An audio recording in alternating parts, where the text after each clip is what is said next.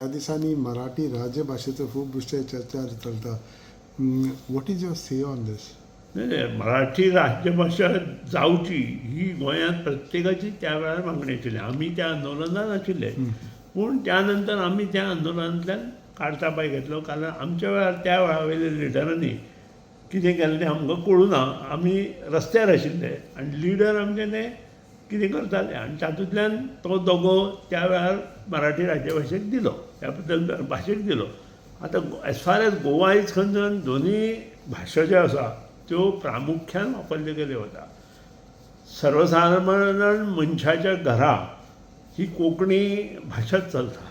पूण जेन्ना वर्तमानपत्र आसूं, पत्र बरोवप आसूं किंवा इतर गोश्टी समाजात ज्यो रुढीच्यो आसा त्यो सगळ्यो गोश्टी मराठी भाशेंत चलता एज ऑन टुडे. मुखार हांव सांगूंक शकना.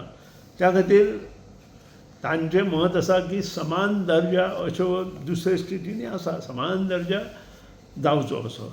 समान दर्जा आसा की ना हें प्रत्येकान स्टडी करची आनी ताचेर कितें तें निर्णय घेवचो. हो निर्णय 86 पण every state has its own identity no sir.